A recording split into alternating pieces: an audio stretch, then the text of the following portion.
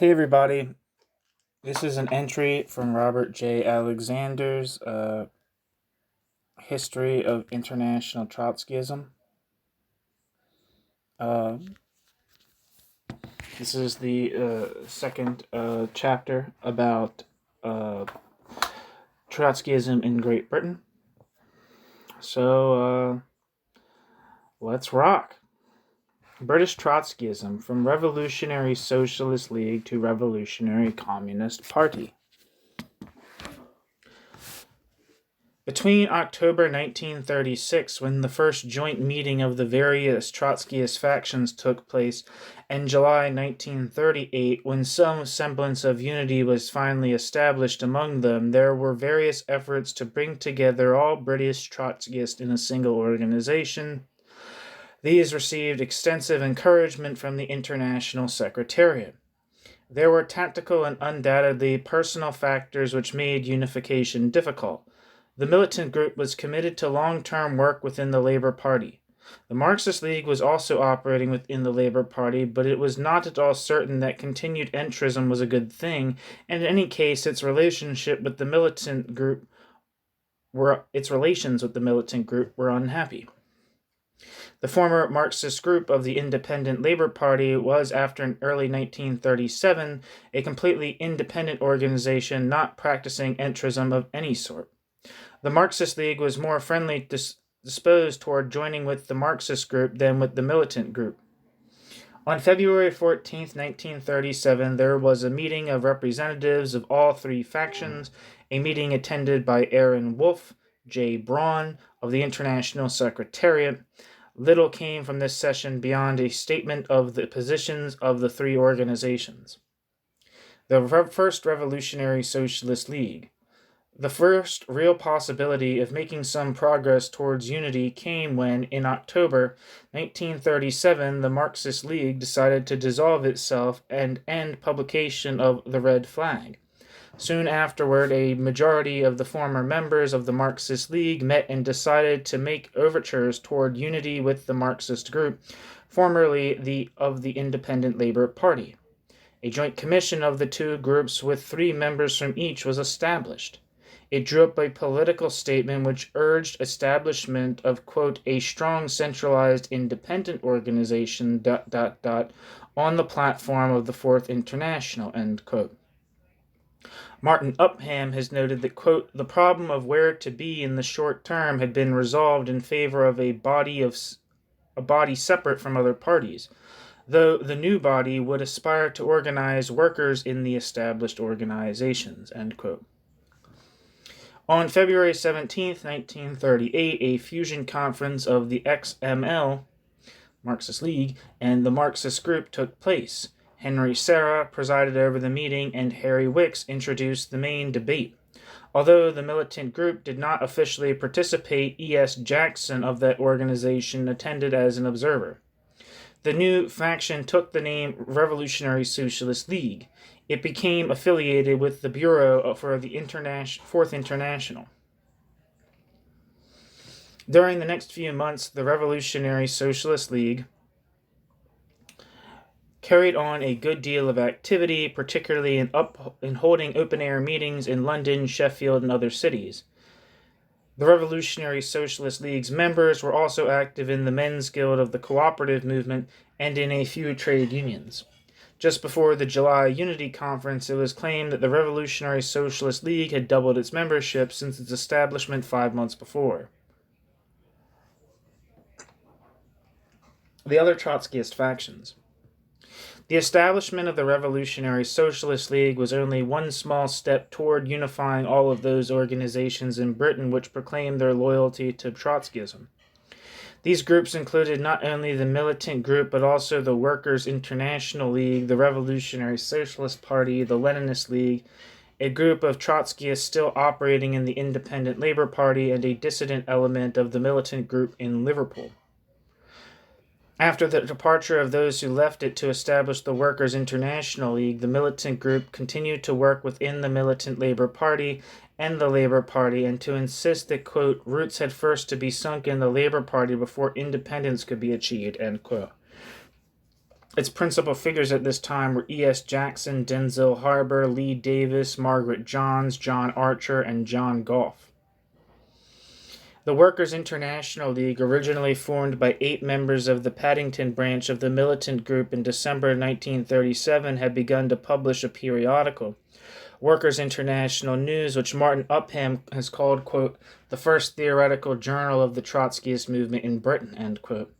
It was active in the Labour League of Youth and had sought recruits from militant branches outside of London. By July 1938, it reportedly had 30 members. The Revolutionary Socialist Party was a largely Scottish organization which had broken away from the De-Leonite Socialist Labour Party in the early 1930s and had subsequently evolved toward Trotskyism. It published irregularly a monthly newspaper, Revolutionary Socialist, and its leading figures were W. and A. Tate, Frank Maitland. The party had branches in Edinburgh, Glasgow, and Yorkshire. It applied for admission to the Independent Labour Party, and when rebuffed there, had written to Trotsky and made contact with his London adherents. The Leninist League, also based in Scotland, was associated with the followers of Hugo Euler in the United States and was opposed to entrism. Its membership was principally in Glasgow. When most of the Marxist group had left the Independent Labour Party, those group members who controlled the Clapham branch of the Independent Labour Party and its bookstore, which Martin Upham has called, quote, a Trotskyist center throughout the decade, end quote, did not do so. Their principal figure was Ernie Patterson. Finally, there was what had been the Liverpool branch of the militant group.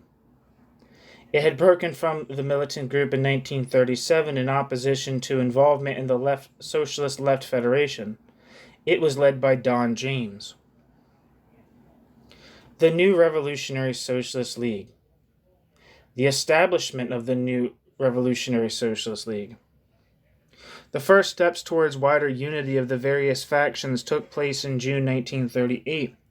Harry Wicks, as acting secretary of the Revolutionary Socialist League, presented the militant group with a proposal for a conference to which the Revolutionary Socialist League, militant group, the Liverpool Organization, the Revolutionary Socialist Party, the Workers' International League, and the Leninist League would all be invited.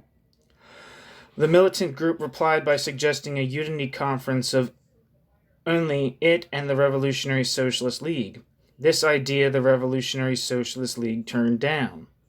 However, the plans for the founding Congress of the Fourth International in September 1938 gave a certain sense of urgency to the unification of the British adherents of the Fourth International.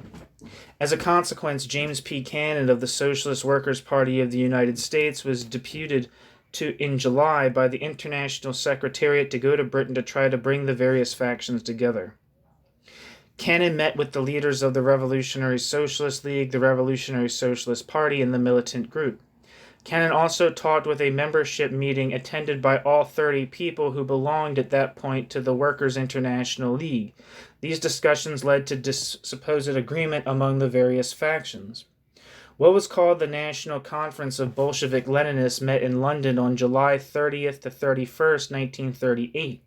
The Revolutionary Socialist League, the Revolutionary Socialist Party, and the Workers' International League all submitted documents outlining the kind of organization to be established, although the militant group did not do so.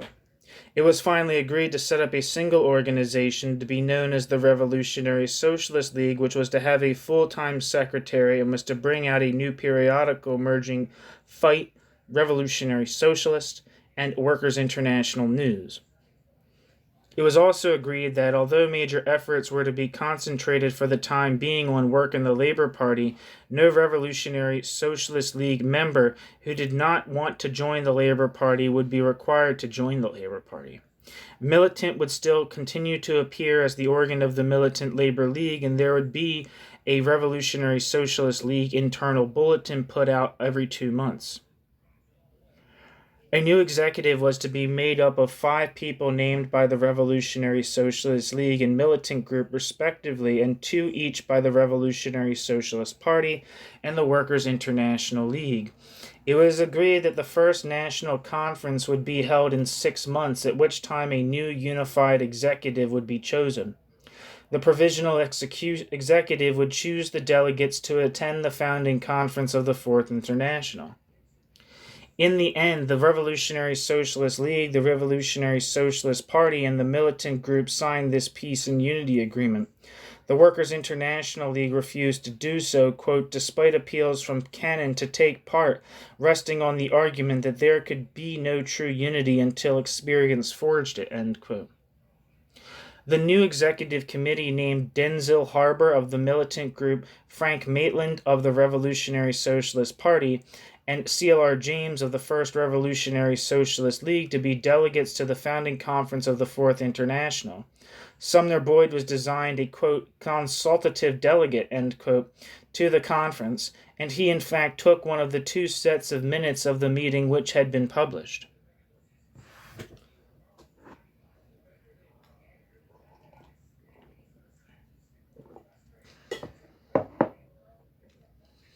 The Revolutionary Socialist League and the Fourth International. The new Revolutionary Socialist League was accepted by the founding conference of the Fourth International as the British section of the International. A resolution, quote, on the unification of the British section declared that, quote, the World Conference considers the unity agreement entered into between the 3 previously separated British groups as an adequate basis for the development of the work of the British organization in the coming period. It endorses the unity agreement and recognizes the organization based on it as the only British section of the Fourth International.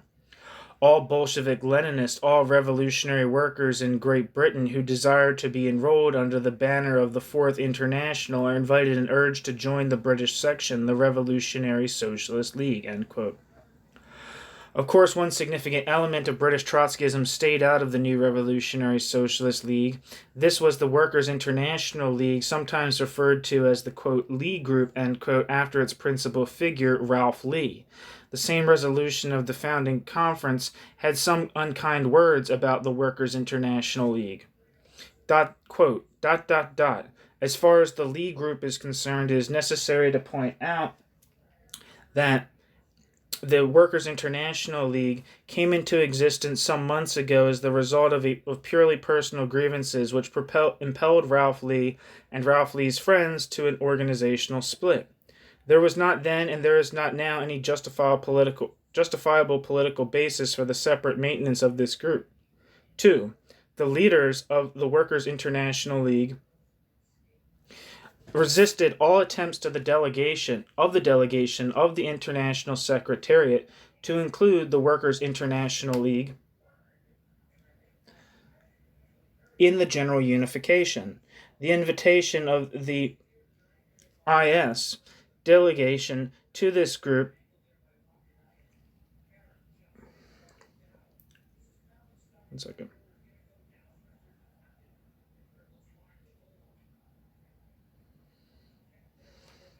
The invitation of the IS delegation to this group to be presented and present its point to be represented and present its point of view at the World Conference, either by delegate or letter, was disregarded.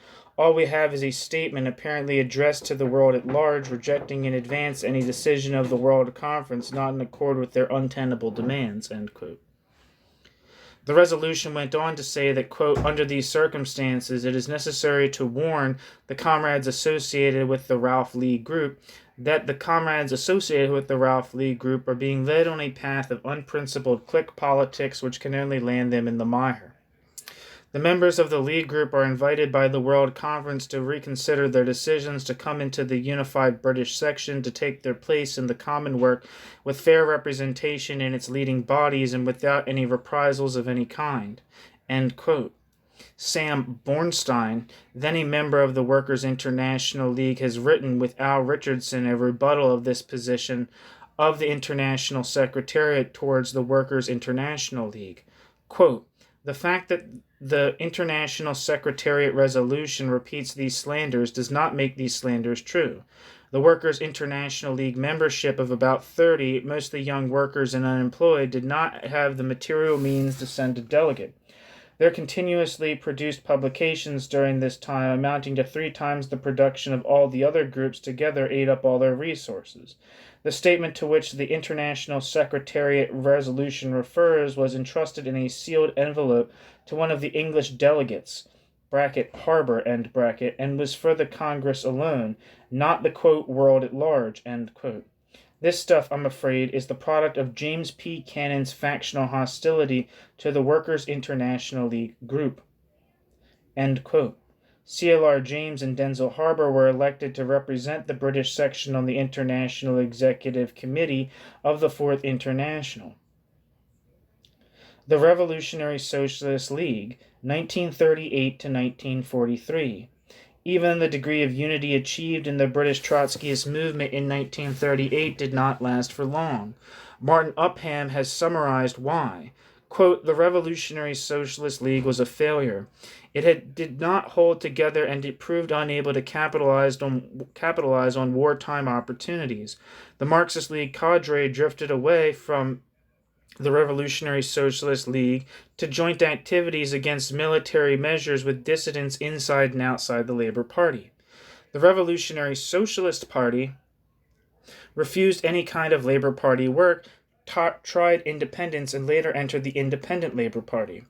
The militant Labour League was left in control of the Revolutionary Socialist League with official backing from the International. But from 1940 it stagnated within the Labour Party and fell out with the International over the correct line to be advocated against the war. These two factors added to a third, the contrast presented by the growth of the Workers' International League, gave rise to intense factionalism and the effective separation of the Revolutionary Socialist League into 3 parts, end quote. The Revolutionary Socialist Party the Revolutionary Socialist Party contingent totally rejected work within the Labour Party and trusted the Revolutionary Socialist League's general orientation toward the Labour Party. During and after the Munich crisis, it carried an effective anti-war agitation through street meetings and pamphlets. The departure at about the same time to the United States of CLR James, whom the Revolutionary Socialist Party people looked upon as the principal leader of the Revolutionary Socialist League, favored work outside of labor, and the intermittent publication of Workers' Fight, which was supposed to be the Revolutionary Socialist League's, quote, open paper, intensified the suspicion of the elements from the Revolutionary Socialist Party. Although a referendum in the Revolutionary Socialist Party in October unanimously endorsed the Revolutionary Socialist Party's joining the Revolutionary Socialist League, the Revolutionary Socialist Party formally did so on December 15, 1938, its adherence was more apparent than real. At the February 1939 National Conference of the Revolutionary Socialist League, it was announced that unification with the Revolutionary Socialist Party was still to be achieved. It never was. Most of the Revolutionary Socialist Party members joined the Labour Party or the Workers' International League. The old Marxist League people took the lead sooner after the establishment of the Revolutionary Socialist League in organizing the Socialist Anti-War Front in September 1938. The Socialist Anti-War Front was for a short while the principal organization based on the working class carrying on agitation against the war before and after war broke out. The Socialist Anti-War Front also participated in the wider No Conscription League. Some other elements in the Revolutionary Socialist League were critical of what they conceived to be the insufficiently revolutionary positions taken by the Socialist Anti-War Front. And Harry Wicks and Henry Serra were expelled from the Revolutionary Socialist League in mid-1939 for alleged, quote, pacifism, end quote. Al Richardson has noted that Wicks and Hugo Dewar joined the Independent Labour Party in January 1941 and there put out a magazine, Free Expression, which carried material by Trotsky. Hugo Dewar, was the Independent Labour Party parliamentary candidate in the Battersea constituency in the post-war 1945 election. The former militant group members were dominant in the Revolutionary Socialist League. The former militant group members continued to be active in the Labour Party through the Militant Labour League. However, in March 1940, the National Executive of the Labour Party declared membership in the MLL and in the Labour Party to be incompatible. As a consequence, the Militant Labour League was dissolved on the suggestion of the Executive Committee of the Revolutionary Socialist League. In May 1940, it was even decided to suspend publication of Militant on the grounds that those associated with Militant might be expelled from the Labour Party.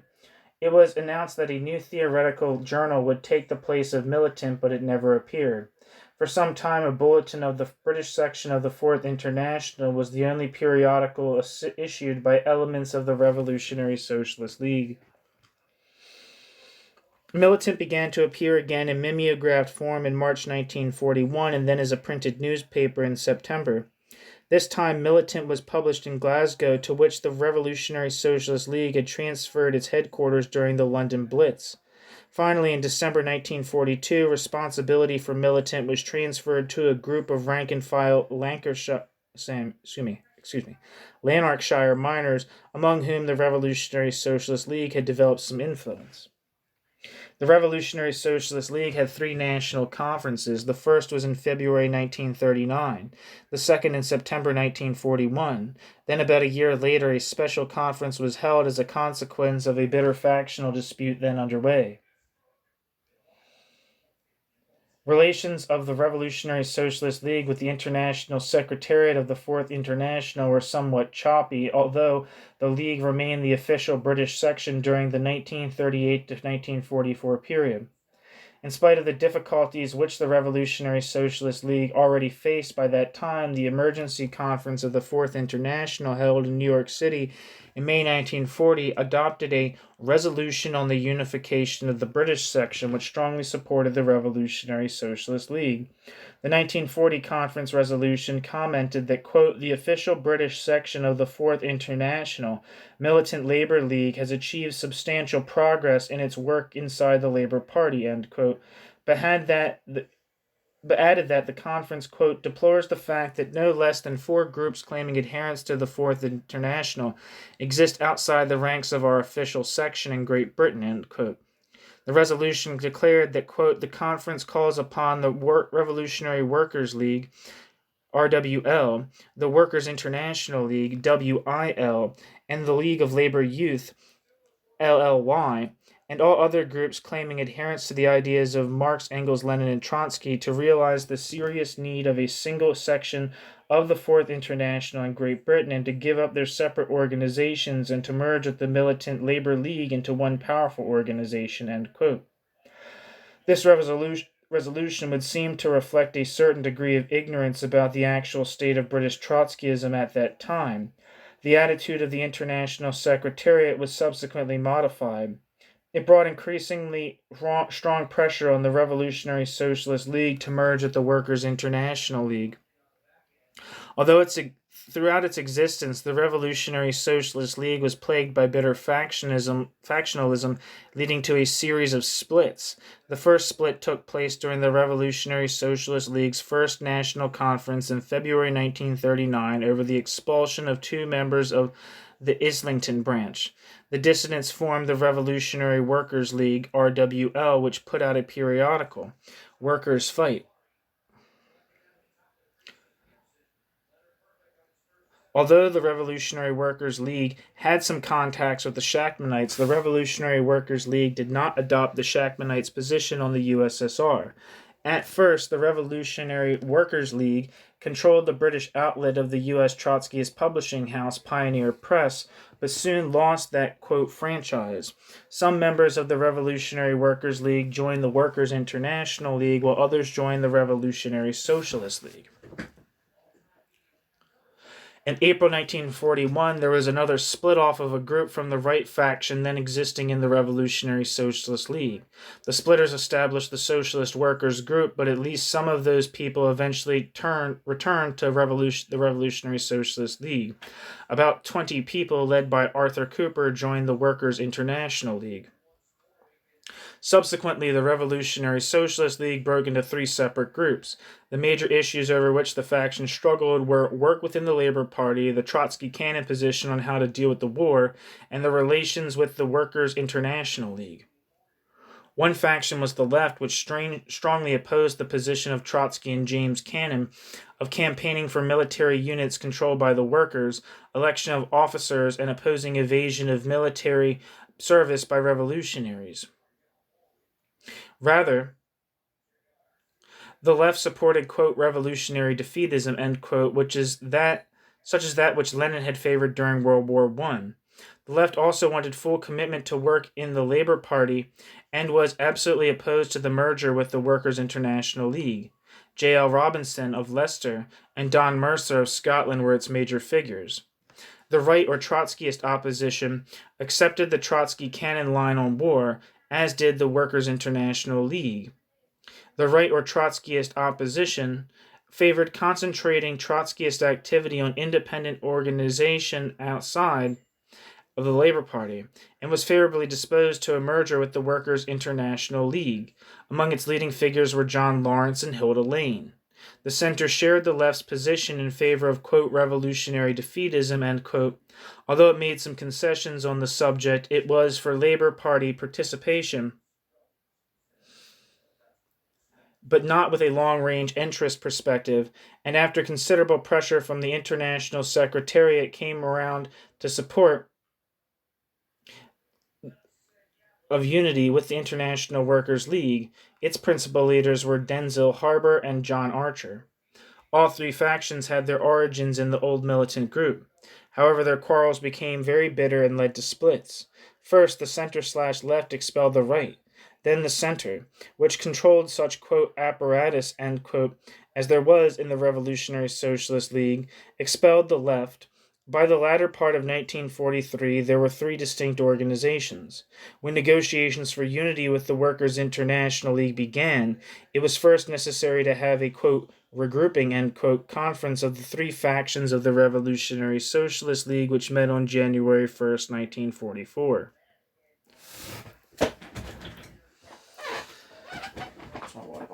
Gotta get a drinky poo.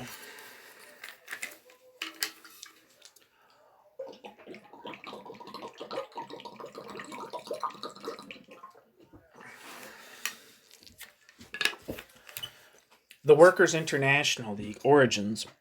The Workers' International League was by far the most active of the Trotskyist groups in Great Britain just before and during World War II. Jock Haston, a former member of the Communist Party, soon emerged as its principal leader, although, as we have noted, it was first popularly referred to as the League Group. Ralph Lee returned to South Africa in 1940, although several other South Africans continued in the Workers' International League, notably Ted Grant and Anne Finkel-Keene. The Workers' International League had its origins in a group of workers under Haston's leadership in the Paddington section of London who had joined the Trotskyist movement in 1936. They were at first aligned with the militant group, but broke away late in 1937. By 1938, they were publishing two periodicals, Youth for Socialism, aimed mainly at the Labour Party League of Youth, and Workers' International News. Martin Upham has stressed the importance of the Workers' International League's publishing activities in its initial period. He has described Youth for Socialism, the first editor of which was Jerry Healy, as being, quote, a lively newspaper given to exuberant abuse of communists and their fellow travelers in the youth movement, end quote.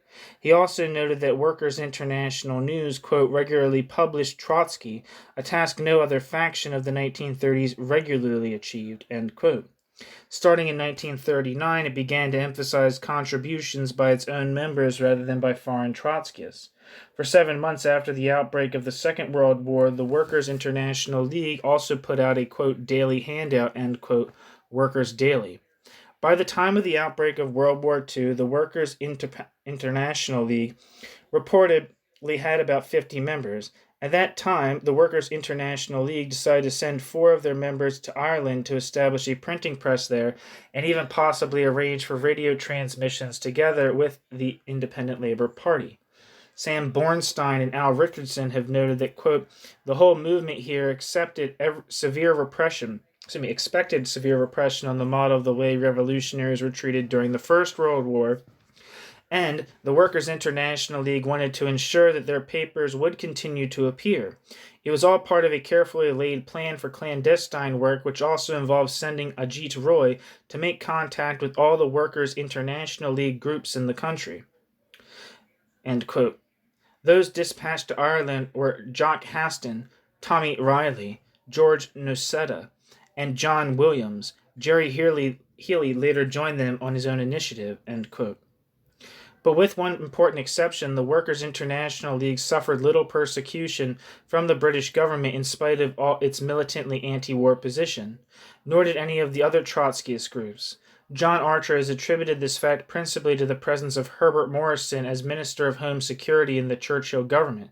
Morrison had been a conscientious objector in the First World War and was very much aware of the harsh mistreatment by the armed forces and others of those who opposed World War I. Morrison was determined that that kind of thing would not happen again. With the outbreak of the war, Youth for Socialism proclaimed that, quote, the main enemy is at home, ... down with the war, ... defend the Soviet Union, end quote. Jim Higgins has noted that, quote, they denounced the Russo-Finnish War, and in an article by Jerry Healy called upon the workers to stand firm in defense of conditions and hours, end quote. They called for an end to the electoral truce which had been declared by all the principal parties at the beginning of the war. In June 1941, the Workers' International League launched a newspaper, Socialist Appeal. In its first issue, it presented a position on the war which is very reminiscent of that being taken at the same time by the Socialist Workers' Party in the United States. It called for, quote, labor to power on the following program. 1. Arming and organizing the workers under their own control to resist any danger from invasion or Putainism at home. 2. Election of officers by soldiers. 3. Establishment of special officer training camps financed by the government and controlled by the trade unions to train workers to become officers. 4. Expropriation of the arms industry, the mines, banks, land, and heavy industry. Workers' control of production. 6. Freedom for India and the colonies. 7. A socialist appeal to workers in Germany and Europe for socialist struggle against Hitler, end quote. The line of the Workers' International League during the war can be judged by a perusal of a random issue of the group's paper, Socialist Appeal. The issue of June 1943 carried front-page articles in support of strikes then underway among aircraft manufacturing workers in Scotland and transport workers.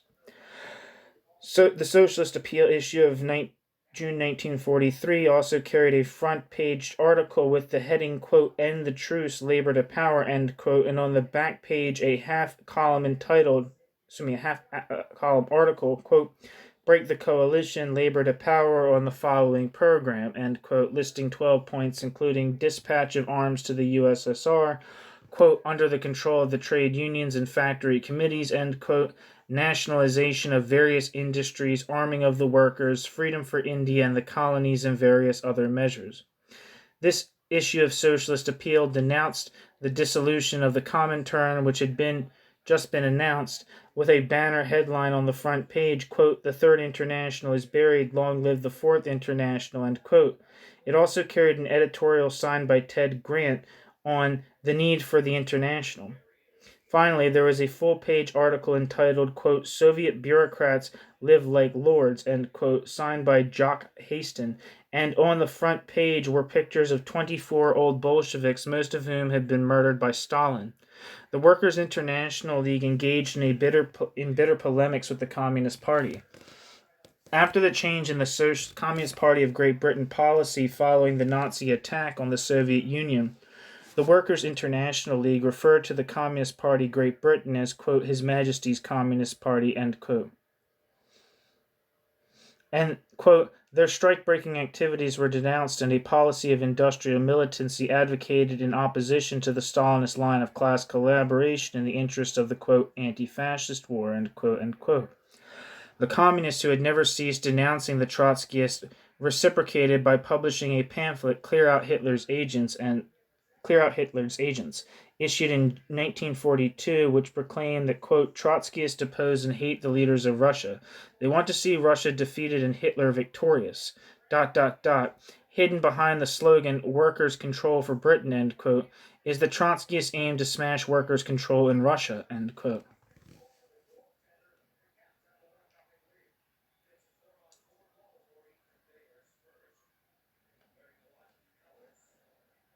The Workers' International League at first worked largely within the Labour Party.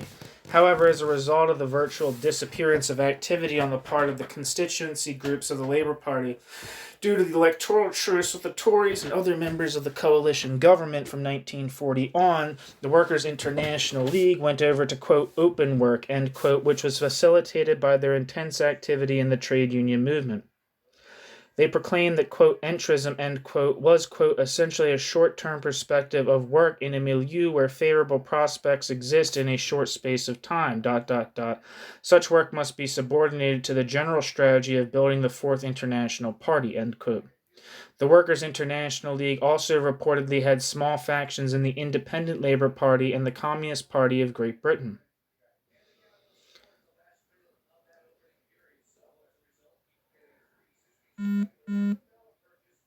Workers' International League trade union activity. The Workers' International League was most notable for its, quote, industrial activity, end quote, that is, work in the organized labor movement. During its last 2.5 years, it made considerable progress in that field. Wartime circumstances strongly favored the work of the Workers' International League. Strikes were outlawed, quote, for the duration, end quote. Thousands of young military draftees were sent to work in the mines. An emphasis on intensified production led to a great deal of speed-up. The trade union leadership associated with the Labour Party overwhelmingly supported this situation in the name of winning the war and generally discouraged movements of protest. After June 1941, the Communist Party, which theretofore had been the most important opposition group in the unions, was even more vehement in its opposition to any activities by workers which the Communist Party interpreted as interfering with the production of goods for the war effort. The Workers' International League jumped into the situation. Martin Upham has noted that from 1942 on, quote, it intervened in all major industrial disputes, ... and was more successful than any other party in its attempt to fill the vacuum left by the communists, ... end quote. Sam Bornstein and Al Richardson have listed some of the most significant of the Workers' International League's participations in workers' protest movements.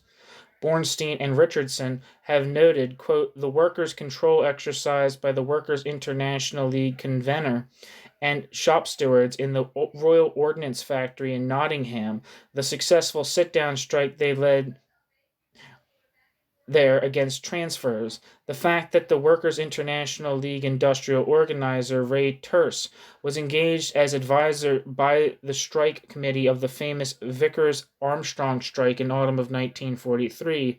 that the leader of the Tyne Apprentices strike, Bill Davey, was a member of the group and at the same time was advisor in his conduct on the strike by Terse, Heaton Lee, and Ann Keene, end quote. Early in 1942, the Workers' International League held a meeting of members and sympathizers active in the various labor situations. These came from Royal Ordnance Factories in Enfield and Nottingham, miners in the northeast, and dockers from Liverpool. There were also contacts with Yorkshire miners who were on strike in mid-1942. From 1942 on, the Workers' International League published Industrial News, a periodical dealing with various labor situations. It joined with the Independent Labour Party and anarchists to establish organizations to coordinate protest activities among various workers' groups. These included the Militant Miners Group, a multi-union committee for coordination of militant trade union activity in London, and in Scotland the Clyde Workers' Committee. In June 1943, the National Confederation of Workers' Committees was organized. Largely as a result of its industrial work, the Workers' International League scored considerable success during the first 4.5 years of the war. It reported that by 1943, between 18,000 and 20,000 copies of Socialist Appeal were being sold, and that its membership had risen to 250. Jim Higgins has noted that, quote, "What made this circulation possible, apart from fantastically hard work, was the growth of militancy and industry, which had been repressed by 3 years of war production. Conditions of work and safety were deteriorating, and Socialist Appeal supported all attempts by workers to defend their conditions. Besides industrial reporting, the paper carried news from members and readers in the forces exposing conditions in the detention centers as well as in the army itself. This in a period when the communists were opposing strikes, blacklegging, and allowing safety requirements to fall below the minimum." End quote. One second.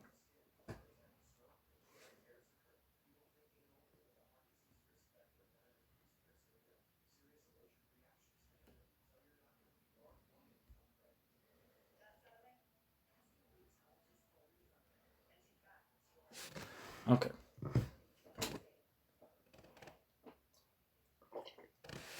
One second. Sorry.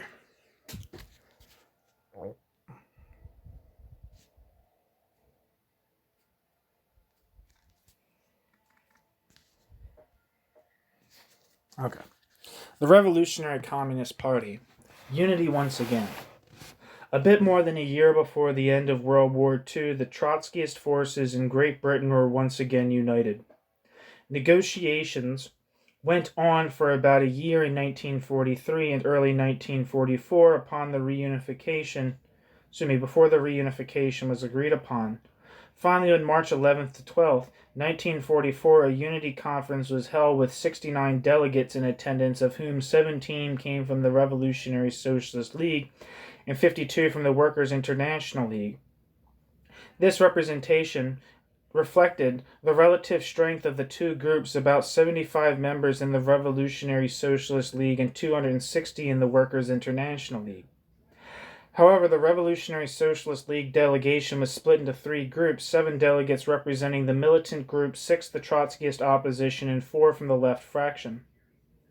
Martin Upham has noted the influence of the Workers' International League in the Unity Conference. Quote, "Voting on conference resolutions reflected roughly a 4-to-1 majority for Workers' International League policies. Indeed, the Fusion Conference generally was a recognition of the Workers' International League's wartime achievements. The main Worker International League leaders were all returned to the new Central Committee, and there was no representation for the Workers' International League minority."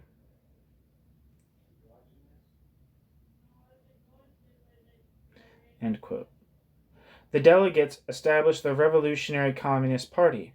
It was agreed that Militant would continue to be published by those Trotskyists remaining in the Labour Party, and Socialist Appeal and Workers' International News would be the official publication of the Revolutionary Communist Party.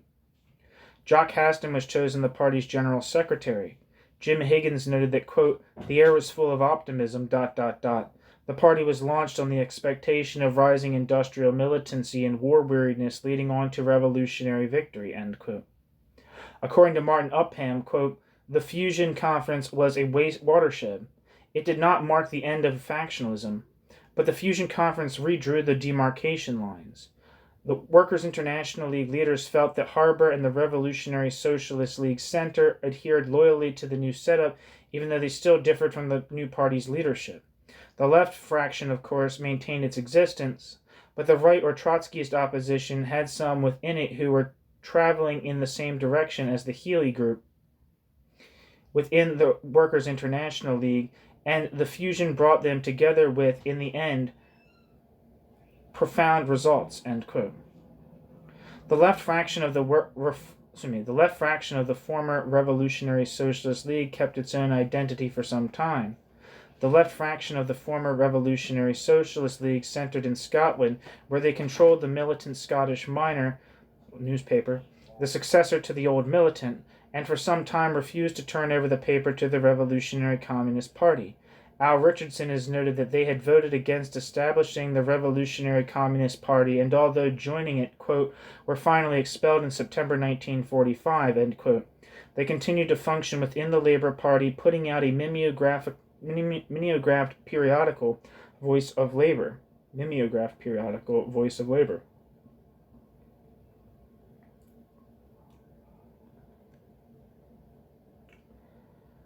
However, by 1949, the left fraction of the former Revolutionary Socialist League had virtually disappeared as an organized group. The Revolutionary Communist Party until the end of World War II. During the 17 months between the founding of the Revolutionary Communist Party and the end of World War II, the British Trotskyists continued to be very active in the trade union field. British Trotskyists also played a modest role in the August 1945 general election, which brought the Labour Party to power with an absolute majority in the House of Commons for the first time. Labour Party leader Herbert Morrison, in his capacity as Minister of Home Security, submitted a memorandum to the War Cabinet on the Trotskyists at the time of the indictment of 4 of their leaders in April 1944. Herbert Morrison was obviously quite well informed, and his memorandum cast interesting light on the state of the Revolutionary Communist Party immediately after the Revolutionary Communist Party's establishment. Herbert Morrison reported that the Revolutionary Communist Party had district committees in London, Scotland, Tyneside, Merseyside, Yorkshire, and the Midlands, but commented that those, quote, do not act without close consultation with headquarters, end quote. Regarding the number of members of the Revolutionary Communist Party, Herbert Morrison reported that, quote, no figures of the total membership are available, but in London, where the movement is strongest, there are 152 members, of whom 32 are in the forces. Outside London, the party has about 20 branches. A branch rarely has more than 20 members and sometimes has less than 10. And the total number of members in the forces is unlikely to be more than 100. On this basis, the total membership is probably well below 1,000, end quote. He added that, quote, sympathizers are probably more numerous than official members, end quote. Morrison also offered some evidence concerning the financing of the Revolutionary Communist Party. Herbert Morrison noted that, quote, the movement's income from 1943 was £2,654. Sales of Socialist Appeal brought in £781, and it is believed that Mildred Lee contributed most of her private income of £350. There were a few substantial subscriptions, including sums of £30 to £50, believed to have come from a Cumberland mill owner, but the greater part of the total was received from branches and anonymous individuals in amounts varying from a few shillings to £5, end quote. Summing up Herbert Morrison's assessment, Herbert Morrison wrote, quote, the Trotskyists are attracting workers whose discontent and desire to hit out at the employer and the government can find no other outlet. The Trotskyists have achieved a small and localized but recognizable influence, and the Trotskyists are confident that the appeal of their militant program will become stronger as the strain and friction inseparable from prolonged industrial effort increases. The Trotskyists have a closely knit core of energetic leaders and a membership which makes up in enthusiasm what it lacks in numbers, ... These advantages are temporary, and unless the Trotskyists can exploit them much more rapidly than at present, it seems unlikely that the Trotskyists will ever rise to a greater position than that of sparring partners to the Communists, who would very much like to see the Trotskyists and the Trotskyist small paper suppressed, end quote. Herbert Morrison. The most dramatic industrial conflict in which the Revolutionary Communist Party became involved, and which brought them extensive publicity, and the only persecution they suffered from the government during the war, was the case of the apprentices in the Tyneside area. They organized a massive protest against the scheme of Minister of Labour Ernest Bevan to conscript some of the apprentices into the mines. Contact had been made between the Workers' International League and this group even before the establishment of the Revolutionary Communist Party. In mid-January 1944 issue of In the mid-January 1944 issue of the Workers' International League paper, Socialist Appeal, there appeared on the front page an article entitled, "Kind Lads State Their Case." The introduction to this appeal by the editors of the Trotskyist papers said, quote, "The attempt to lay the blame for the lack of coal production at the door of the workers was the lever by which the capitalists, through Bevan, were able to take steps against working-class youth, ... These youngsters are undertaking a tough battle. These youngsters are showing a spirit worthy of the best traditions of the British working class. These youngsters will need every possible assistance, financial and moral, in their struggle, and it is the duty of the whole of the organized working class to rally to their side." End quote.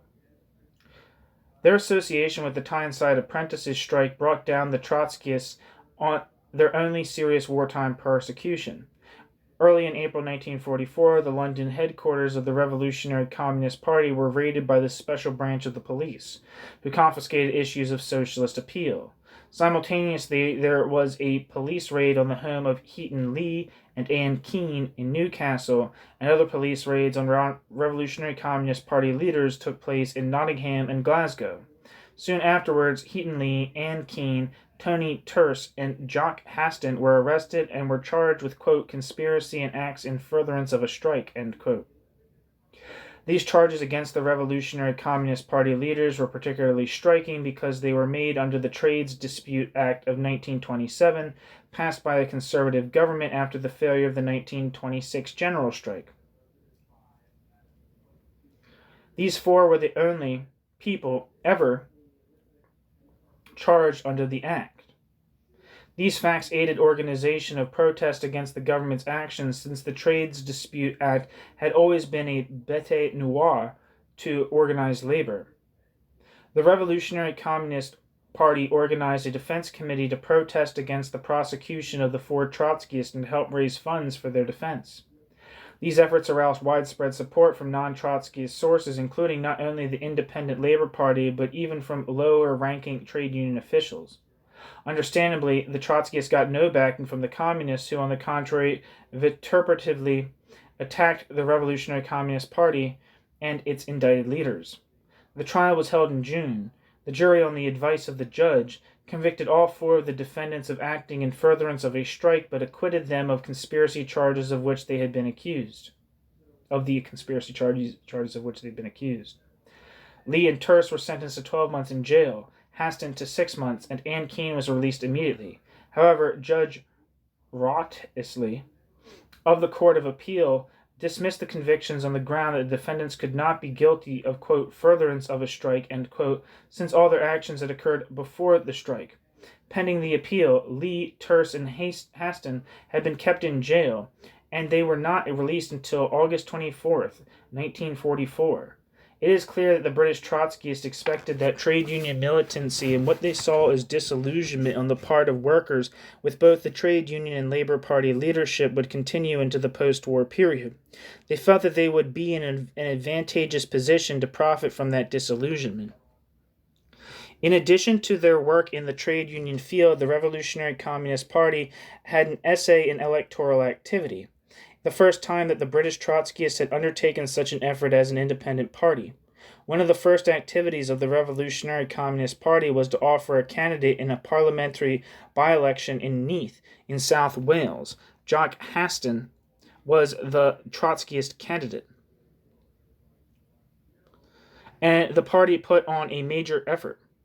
It was reported to the August 1945 conference of the party that, quote, "during the Neath campaign, the party distributed over 100,000 leaflets. We put up 8,000 posters and sold 15,000 copies of the Socialist Appeal and some hundreds of assorted pamphlets. 70 indoor public meetings were held. The two outstanding ones attracted 750 and 1,500 workers respectively, ... From having practically no basis in Wales at the Fusion Conference, we now have 3 proletarian branches composed entirely of miners and steelworkers." End quote. The results could not have been as encouraging as the Trotskyites expected. The Labour Party candidate D.J. Williams won with 30,647 votes, followed by the Welsh Nationalist nominee W. Samuels, who received 6,290 votes. Jock Haston came in third with 1,781 votes. The official report to the Revolutionary Communist Party conference in August noted that, quote, the result, 1,781 votes for the Trotskyist program in face of V-Day, the chauvinism of the mass organizations, the first incursion into the territory by the party, was a very fine vote, end quote. However, it is clear that the Neath results did not indicate the kind of mighty surge towards Trotskyism by the British workers, even the miners, for which the Revolutionary Communist Party had been hoping. Orientation of the Revolutionary Communist Party. The point of view of the new Revolutionary Communist Party leadership was made clear in an internal document of the party entitled, quote, The Perspectives in Britain, end quote, dated June 6, 1945, right after the end of the war in Europe, but before the end of the war with Japan and the Labour Party victory of July. The document commented that, quote, the revolt of the workers will take place on the basis of a heightened consciousness on the part of the broad strata of the population. ...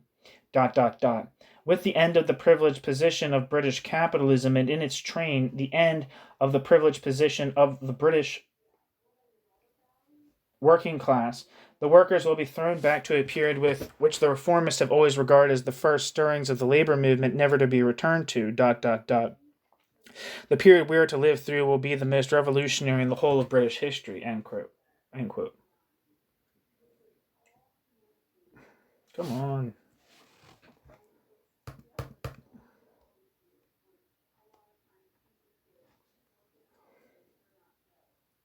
One second.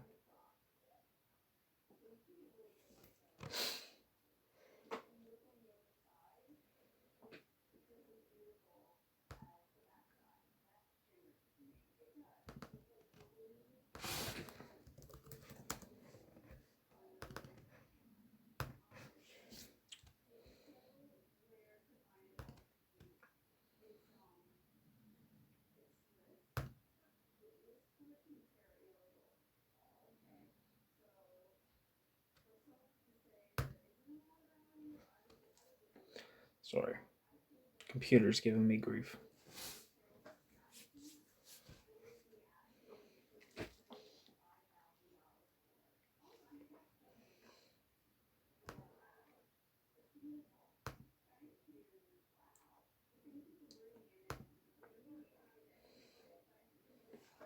Okay, back to the text. The Revolutionary Communist Party document did see the possibility of a Labour Party electoral victory, but gave its own interpretation of this event. The Revolutionary Communist Party document said that, quote, the Labour Party, in spite of the weak, vacillating character of the leadership and the direct sabotage of a victory at the polls, may be carried to power on the greatest wave of radicalization witnessed in the history of the British workers, affecting all strata. ... In that event, the advanced strata of the workers, already highly critical of the labor and trade union leadership, will exert the greatest pressure on the labor bureaucracy to carry through revolutionary measures in the interests of the working class and against the bourgeoisie, end quote. The Revolutionary Communist Party also saw developments favorable to it within the British Communist Party. The document commented that, quote, experience will disillusion them as to the role of Stalinism in the international movement. Splits of groups are on the order of the day. A more favorable opportunity opens up for revolutionary work on the Communist Party than in the whole history of the Stalinist tendency, ... With a bold revolutionary yet comradely approach to the rank and file, the Fourth International must win over the best elements in the Stalinist Party, end quote. In terms of practical guidelines for its own activity, the Revolutionary Communist Party still clearly reflected the division of opinion over entrism into the Labour Party. On the one hand, the document proclaimed that, quote, these factors impel us forward to build the Revolutionary Communist Party independently and openly under our own organizational banner, end quote. On the other hand, it suggested that the existing situation, quote, would immediately pose anew the task of throwing back the full weight of the party at the point of attack, the Labour Party, and would pose point blank the task of illegal work, if necessary, entry, ... One thing is certain, the work of the party fraction in the Labour Party will assume tremendous and growing importance in the next phase, end quote. The Revolutionary Communist Party document concluded with a peroration. Quote, in the coming days, the party must rise to the level of its historic tasks. The party must penetrate all strata of the toilers, helping to transform their militancy and aspirations for change into a conscious understanding of their historic mission. Simultaneously, in becoming a party of the masses, we must learn to translate our program into living reality. Learning together with the masses, we will prepare the way to build the mass Bolshevik party, which will lead to the conquest of power. End quote. Get some water here. The Revolutionary Communist Party in August 1945.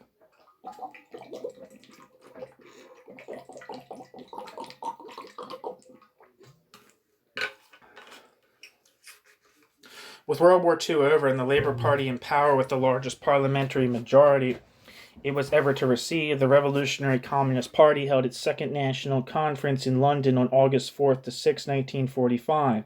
This was the first opportunity to assess the effects of unification of the British Trotskyist movement and to present a program for the entirely new post-war situation. Although no figures were published concerning the Revolutionary Communist Party leadership, it was reported that it had increased 20% since fusion. The second national conference was attended by, quote, 36 accredited delegates from branches, ... and 13 consultative delegates. In addition, there were 160 visitors. Fraternal greetings were brought from our French, Ceylonese, and Italian brother parties, end quote.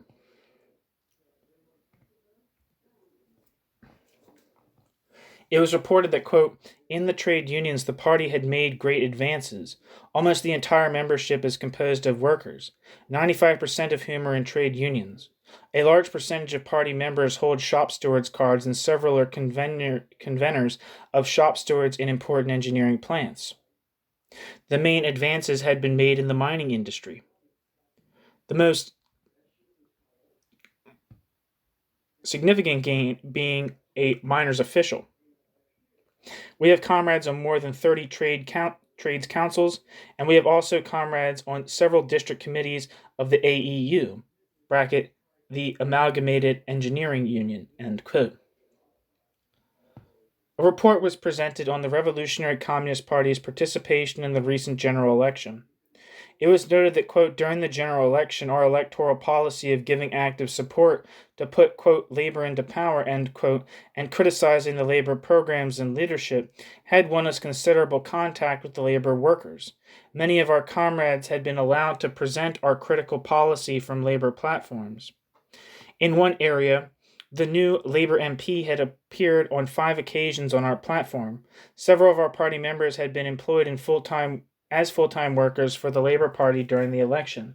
A close and comradely contact has been established with the Labour Party rank and file wherever our comrades worked, end quote. The Second National Conference put forth the Revolutionary Communist Party's new political perspective in face of the massive Labour Party victory which had just occurred. This resolution said that, quote, the election of 1945 marks only the first wave of the radicalization of the masses, end quote, and noted that, quote, for the first time in any of the important capitalist countries of the West, the reformists have been returned to power with an overwhelming majority, end quote, and claimed that, quote, millions in the labor strongholds of the last couple of decades or so voted labor in a critical and skeptical frame of mind, end quote, and that, quote, the attitude of the strata who have formed the core of the militant labor supporters in the past is one of watchfulness and waiting, end quote. In face of all this, quote, our party will have to reorient its agitation and propaganda among the masses on a different axis, ... The next stage will be to concretize our transitional program and attempt to harness and clarify the inevitable insistent demands of the masses for measures against the capitalists and in the interest of the workers, end quote. It added that in the case of resistance to labor government measures by the capitalists, quote, we will demand that strong measures must be taken to clip the wings of these gentry, seizure of the banks, abolition of the House of Lords, monarchy, etc., at the same time as an undertone to the main stress of our agitation and propaganda, which will be protective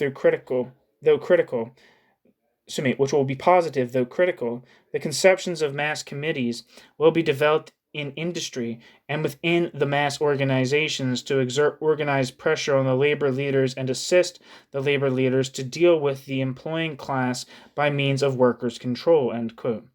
This resolution ended by saying that, quote, at each successive phase of the struggle, the Trotskyists will campaign on the basis of proposed concrete measures in the interest of the masses and with the participation and initiative of the masses to solve the problems with which the masses are faced, end quote.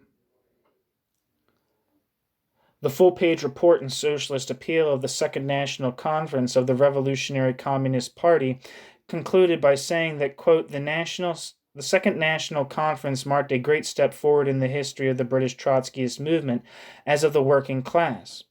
Despite our small forces in relation to the mass organizations of the labor and communist parties, the growth of the party and of the Trotskyist tendency in the course of the war during which our party established itself as the revolutionary wing of the working class was a heartening sign of the change which was taking place in the advanced sections of the working class, ... Our comrades went back to their districts with renewed determination and vigor to participate in the daily struggle of the workers and to apply the principles of our international programs, which alone is the guidepost for the emancipation of our class. End quote.